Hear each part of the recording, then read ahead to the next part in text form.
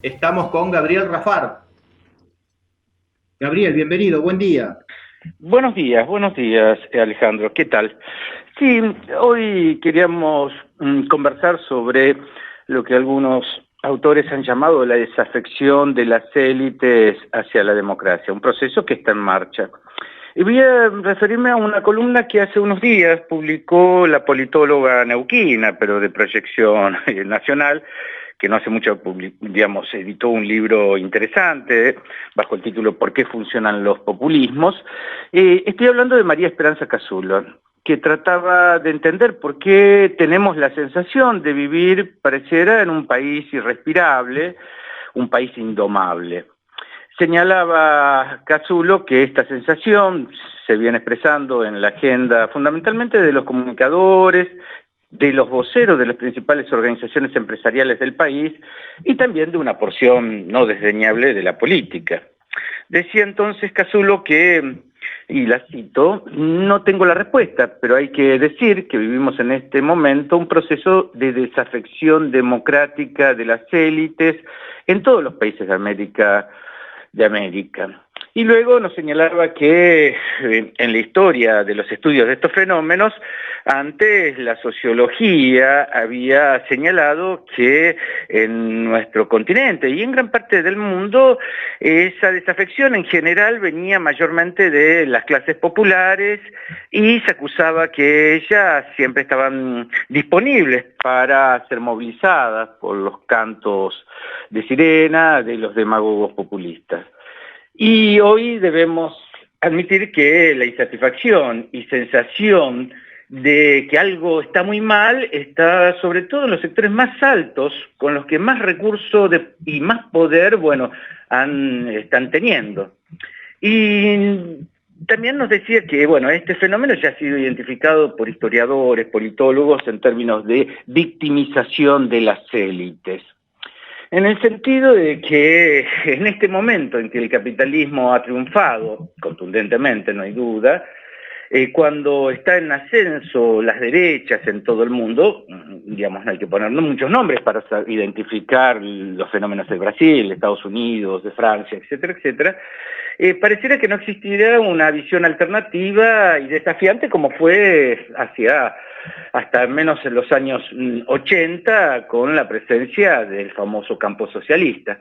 Y hoy las clases propietarias se apropian de un porcentaje récord de las riquezas, nunca visto digamos, en la historia del propio desarrollo de la humanidad, y y la propia cultura popular ha adoptado inclusive hasta la admiración hacia los ricos y los famosos, etcétera, etcétera.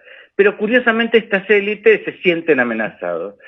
Sin duda esta observación no es nueva, tanto para nuestro país como para el mundo. En la Argentina de hoy, esta victimización de las élites está en el discurso de carácter confiscatorio que implica toda intervención estatal, solo seguir lo que está en discusión en el Parlamento por el aporte extraordinario sobre los patrimonios mayores, para ver que su negativa solo comprende a quienes serían afectados por dicha medida. Y sin embargo hay un gran consenso respecto a que esta medida es la adecuada, que no habría una grieta en ello si seguimos de cerca lo que nos dicen las encuestas y los relevamientos de opinión, que hablan de que cada 10 argentinos, 7 estaría de acuerdo con esta medida. Sin embargo, pareciera que estas élites que acusan a que una medida semejante afectaría la inversión, traería nuevos problemas al país, etcétera, etcétera, pero desde otro lado se le responde que cuando se tomaron medidas semejantes, y de hecho durante la administración de Procambiemos en estos últimos anteriores 4 años, se había tomado medidas de este orden, y lo que hemos visto es un bajón en el crecimiento, digamos, en la inversión productiva y aún más un incremento en la fuga de capitales y la llamada inversión en el campo financiero, que tiene poco que ver con lo productivo. Lo cierto es que la desafección de las élites, que decimos que no es nueva, y tiene muchos comportamientos. Hace ya muchos años, el gran historiador argentino, ese historiador con gran vocación sobre el estudio de la historia mundial y el iniciador de la historia social en nuestro país y en el mundo, que fue José Luis Romero, identificaba todos estos fenómenos como crisis de la mentalidad burguesa. Con ello nos decía que las burguesías, a pesar de saberse ganadoras, seguras, triunfantes, en el terreno económico y mucho en el terreno cultural, están dispuestas a promover conflictos sociales, a alentar gobiernos para la guerra, buscar enfrentamientos globales. Pareciera que frente a ahora, ya no lo ocurrió hace 100 años, y frente al futuro, pareciera que no les queda otra salida a esas élites desafectas de la democracia y del mundo tal cual es y sus compromisos respecto a la sociedad en la que se vive, que no les queda otro futuro que pensar en aquella famosa metáfora de la película Elysium, que ya hemos comentado, que cuando hacia el 2154, esa era la fecha pronosticada, ya las élites están viviendo en un exoplaneta, las élites empresariales, y mientras tanto el planeta está devastado, pero lo único que sirve es para ofrecer mano de obra, para fabricar los robots que van a estar destinados a atender a aquella élite y eventualmente a reprimir a los propios sectores populares.